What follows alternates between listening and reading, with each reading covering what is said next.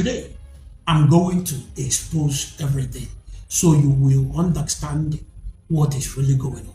I told you people, now Zuma bo Onyisi gentle and Zuma see from Mokiwe. Mbe Zuma mo gentle take you over.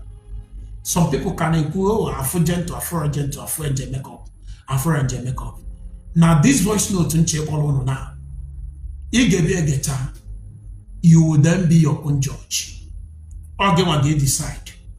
Ka gentle adendo, Kenje makeup adendo, Konodirondo. Because onye le bo one of their top leader. And another thing, you give onye na sponsor very soon. Akagabalo. And let me use this opportunity to thank His Excellency, Governor of Imo State, Governor Hope Uzodinma, for investing much. When I say much, heavily in security. And you are doing excellent job. Now, I want you to listen to this. Hello. Boy, how far? What is the power? Yeah, how are you? Unu na men on ground. How are you people doing everything there? She was at the mouth. I ain't alone. About every day. When she, but tell her now, if still now you can't go on Matalama. So, next, I'm never got on at least. Almost you get him, Madugate, you know. I had wanted to send a little thing through my boy to you guys, but I'm getting a very, very disturbing story that Unuwega and Doga, Mami Hono Doga, that to the extent of killing 4 of our men, 4 or 5 of our men. I heard 4, I heard 4 or 5. I don't know what happened. Can you hear that? If Abo, their sponsor, those I call the camp owners, most of them live outside Nigeria. Or one of the camp owners, when I draw, na ha weta story, na ha ne wulikoto where, and if I be finished just a few weeks ago, how would 5 of their members, and Khalifa Bunsumu, Nando Kiwe, Celebe, Afoze Gentle, Afoze and Jemeko. Nando Kiwe ga continue, Ibu the leader. Nande Ebonyi State, Nande Enugu State, na champion lo Ibu mad, say no, not their turn to lead. Ndi Imo State is no bear. No work is will happen in Ebonyi State, Mobonye, Enugu State to lead. Now, Egotako no all about fight for freedom. Egotako that these people are not even fighting for freedom. They are just common criminals who are grabbing territories. And they end up buying each other. They buy 5 of their members. Ebanazo, Kelonye Gabo, Onyisi. I want you to keep listening. Open door key bell. Doki when you're in so long. Can my brother na can make a head or Paparano Yobla. On Doki Bay. When you're keep to hatch or him on issue maybe. Maybe through here. Oh, Zuma, on your key, but no more key. And Zuma. Gentle tapasinatori wonyishi asoke kama ebe Zuma wonye okigbe ke onye okigbe ko onye okigbe replace Azuma man eme here I know with na no ni mo mbe camp anyị umuchekokwe camp anyị just very active mgbe ahụ no road wonyishi o kwesịrị o second in command but because Zuma no there Gentle na kwa there Ashoke Gentle wụrụ second in command. Oh Zuma no road wee nọ n'ihu ọrụ. O ya bụ ihe niile n'ishi. Ma ndị zu terrorist ma ha bịara bata kampụ anyị. Oh Zuma onye gbara ha recall nacha ha ebe ha. Oh no road wee gburu ha nacha ha ebe ha. Can you hear that confession?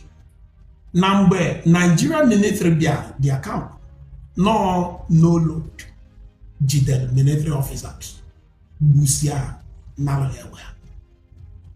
Now, let me ask you who is still sympathizing with these people, do you now agree with me that these people are not fighting for freedom?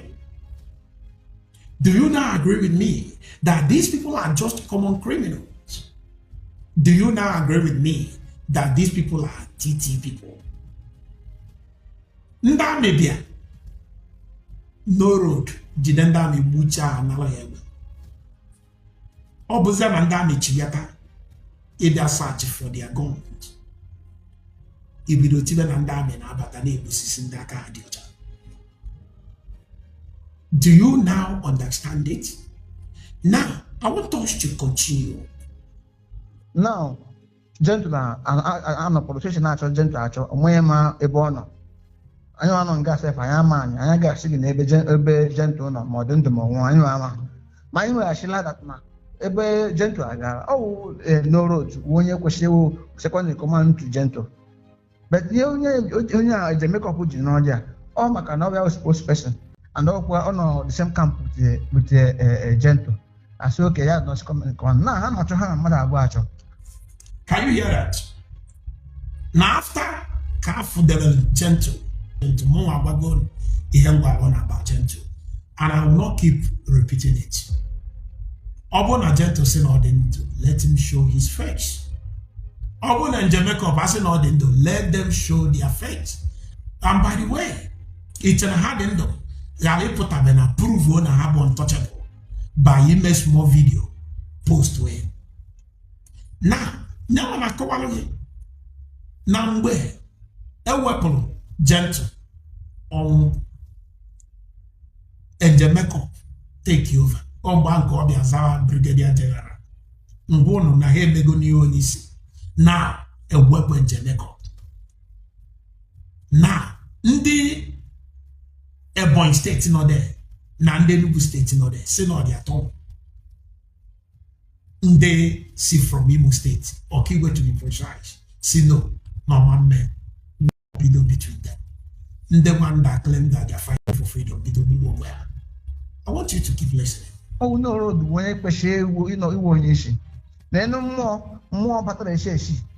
More battery might be the law, get them one.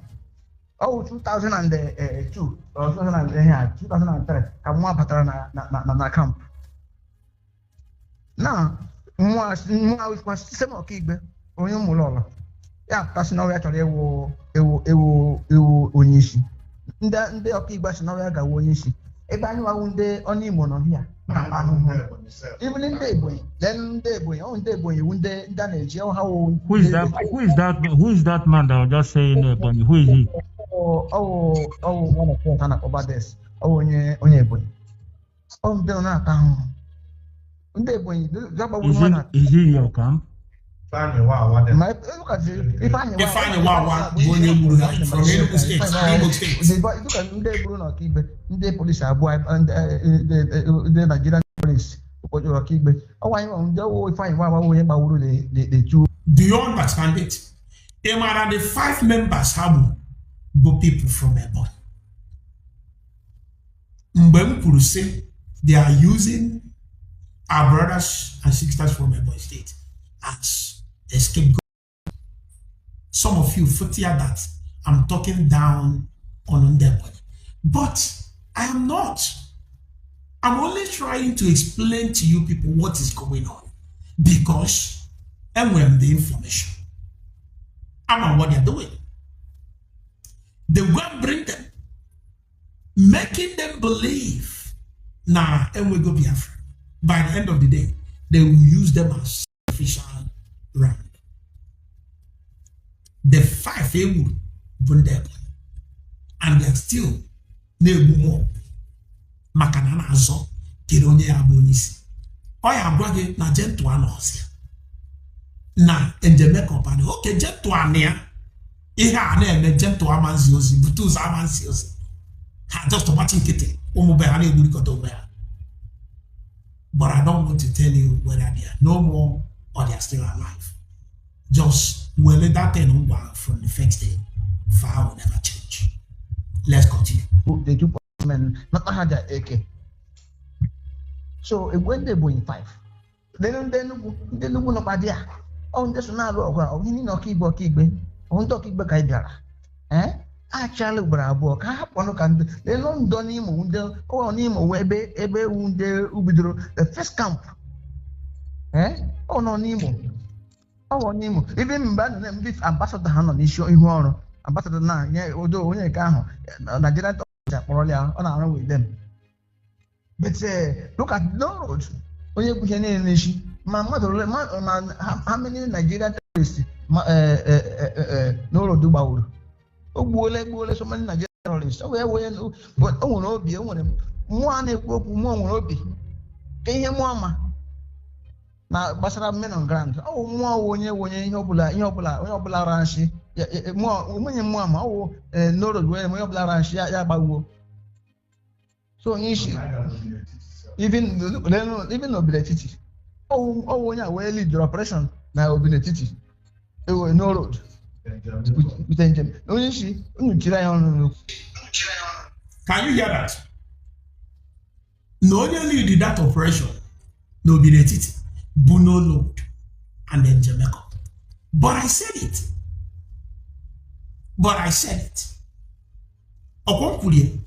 Some people be the do Ikenga, how do you know all this? How can you ask Ikenga how I know all this? My job is to expose criminals. If you like, you take it. If you don't like, you leave it. The operation, Ejenobility, on no road, and then Jamaica. And some people are still clapping for them, calling themselves sympathizers. Let's continue. Well, you know, my head up before game, or my hype can no do Onishi, Madugada, I'm not going to Madugada. Men are they happy? Onishi men are they happy? You wait, you know, Bola. Children, I don't know what. Onishi.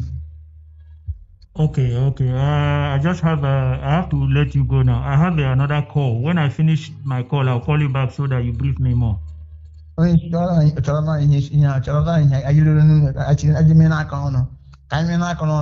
no problem. I'll call you back. Very good. Now, I think it's all about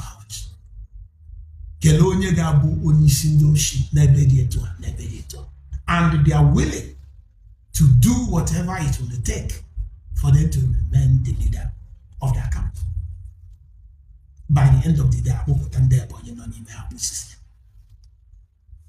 I put on on our son and name and there, and when a whole lot of my friends who are good people, cannot in my POB, but good people. Ogesu, a very good friend of mine, Okabo POB national coordinator. But he's a good man because he's not in support of these nonsense that is going on. The only thing everybody has to stop. And when KK Oda, who is also a national coordinator, a very good friend of mine, Honoreso, KK Amanfumudo Obara, talk less of ACC people. But if I'm Wahada, Namili, Madanara, Namilin Chabaya, everybody needs to stop. So, these people you now sympathize with, believing they are for freedom, they are just common criminals. And those of you who cannot contemplate, oh, gentlemen, Omenka, I will leave you to be the judge.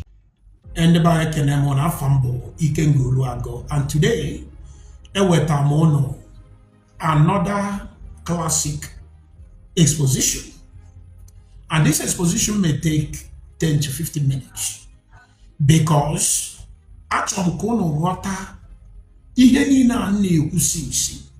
some of you now find it difficult to understand. Imana, you so much believe Nanda no one by Senahana Zo Mwelonwe and the self-acclaimed freedom fighters. It's not all about freedom. It's all about how a place below the men of that place. And because of that, they can go to any length to make sure they bring down any who will form or position him or herself as a stumbling block. And another thing about now most of these sympathizers that before online are saying, oh, I'm not part of the struggle, but I'm just a sympathizer. Most of them bought camps owner. Okay, now I know where camp. Only people that owns it. And these camp owners, most of them live in diaspora. And today, I'm going to expose everything so you will understand what is really going on.